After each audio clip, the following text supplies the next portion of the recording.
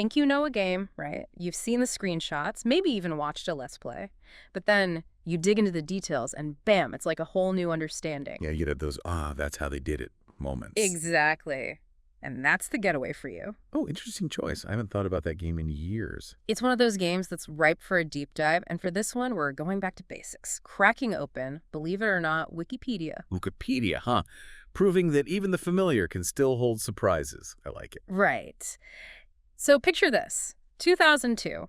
The PlayStation 2 is king. Open world games, they're blowing up. Grand Theft Auto. Vice City. Yeah. Tearing up the charts with that 80s vibe. But across the pond, something different was brewing. Yeah, something a little less Miami, a little more gritty, right? Exactly. Team Soho, the devs behind the Getaway, they weren't just about going big, they were going for deep. They wanted to build a world so real, so immersive, it almost felt, well, real. And the setting they chose, as iconic as it gets. London. Ah, ambitious. London's not exactly known for its, shall we say, sprawling layout. Tell me about it. But that was the thing. They wanted to recreate London. Not some fictionalized version, but the real deal. And that was no mean feat back in 2002. The tech, the sheer amount of data. It was pushing boundaries. Pushing boundaries is an understatement. Get this.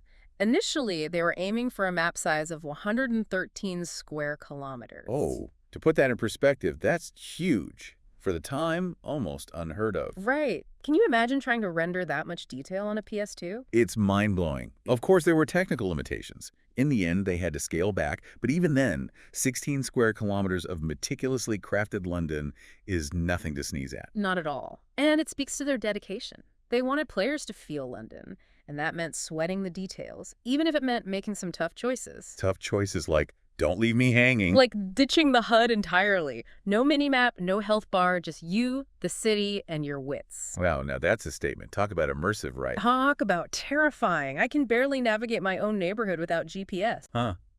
Right. But that's the brilliance of it. Instead of a waypoint telling you where to go, you had to rely on actual street signs, landmarks. Oh, don't forget those charmingly British blinking car indicators. Yes.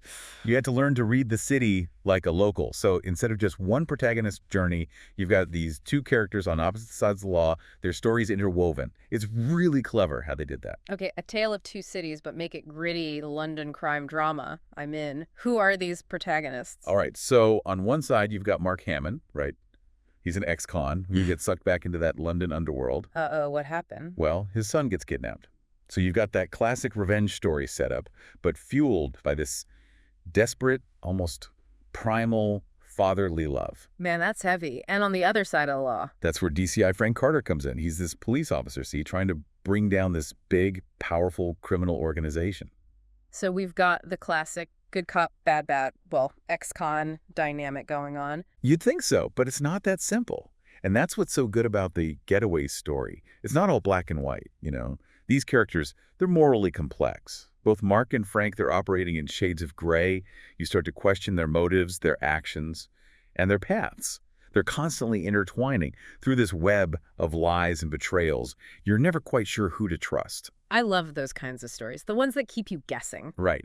And you can really see the influences from those classic British gangster films. Oh, yeah. It's like Get Carter, Snatch, that, you know, those gritty, morally ambiguous did he or didn't he kind of movies. It's all there in the Getaway. Man, they really went all in on that vibe, huh? And I bet that no HUD thing, that minimalist approach, probably added to that whole cinematic feel too. Yeah. But speaking of gameplay, did it actually, play well? Did it live up to all that ambition? That is the million-dollar question, isn't it? Yeah. And this is where the Getaway gets really interesting. Because remember how we talked about them ditching the HUD? Well, they took that philosophy and applied it to almost every part of the game. No way. You mean like no health bar either? How did you even know if you were about to die? All right, so imagine this. You're in a firefight, things are getting intense, but instead of some flashing red bar, you had to actually, read your character. They would start limping, clutching wounds, their movements would get slower, more labored as they took damage. Oh, wow, that's hardcore. But also incredibly immersive. You'd really feel those close calls. What about ammo? Surely you weren't just firing blindly, hoping you wouldn't run out at the worst possible moment. You laugh, but that's kind of how it was. They committed to that whole realism thing, even with ammo. In a real firefight, you don't get a little on-screen counter telling you how many bullets are left right. Right. And the Getaway, it embraced that. Your gun would run dry, you'd toss it aside, and then bam, you're scrambling for a new one. Talk about tension. They really didn't believe in hand-holding, did they? Yeah, they really went for it, No, no. didn't they?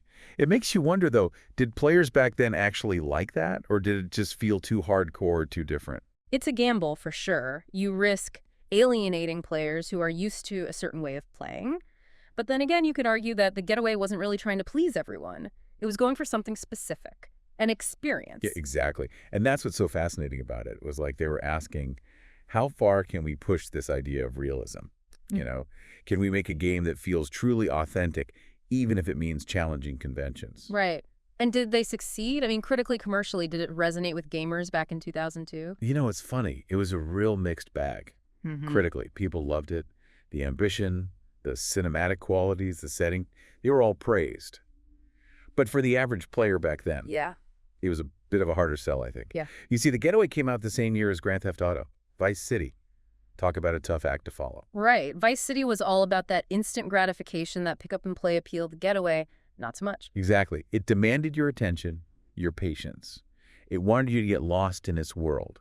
But to do that, you had to unlearn a lot of what other games had taught you. Yeah. And that's not something every player wants to do. It's that balance, right, between realism and fun. How far is too far? Totally. And the Getaway, well, it definitely erred on the side of realism. And you know what that led to? What's that? A real-world controversy. No less. You're kidding? Okay, now you have to tell me about this. Okay, so picture this. There's a mission in the game where you end up having to hijack a van, right? Standard video game stuff. Yeah, I've hijacked my fair share of virtual vehicles. Right. But this wasn't just any van. This was a British telecom van, you know, with the logo and everything. Oh, boy. And BT. They caught wind of it, and let me tell you, they were not happy. Wait, seriously, what was their issue? It's a video game. They claimed that having their logo plastered all over a vehicle involved in a violent crime scene was damaging to their brand.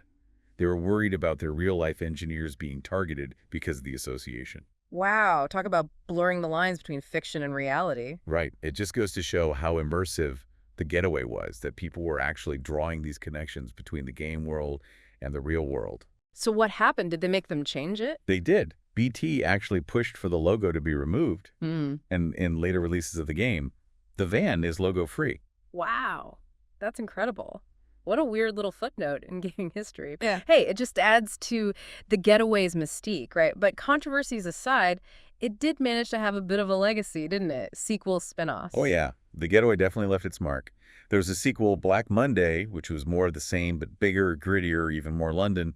And then there was Gangs of London, which took a bit more of an arcade-style approach, but still rooted in that same universe. And it didn't stop there, did it? Wasn't there talk of a TV show at some point? You're right. Back in 2020, there were rumblings of a Getaway TV adaptation in development.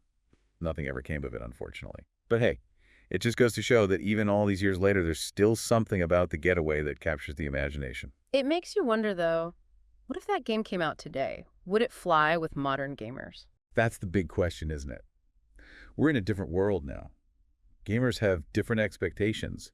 Some might say we've gone soft with all our hand-holding in games. But then you look at the success of games like Elden Ring or Returnal, and you realize there's still a huge appetite for challenge, for experiences that demand your full attention. Right. It's just a different kind of challenge, isn't it? Those games are hard, but they're fair. The Getaway felt like it was almost going for a sense of realism, even if it meant being unforgiving at times. Exactly. It's like the difference between a guided tour and being dropped in a foreign city with just a map and a hope. They both have their merits, but they appeal to different kinds of players. Absolutely. And that's what I love about these deep dives. We get to explore these different philosophies, these unique approaches to game design. And who knows, maybe somewhere out there, some indie developer is playing the Getaway right now, and they're getting inspired to create the next big thing. Wouldn't that be something? It would. And it just goes to show that even in this constantly evolving world of gaming, there's still something to be said for looking back, learning from the past, because you never know where you might find inspiration.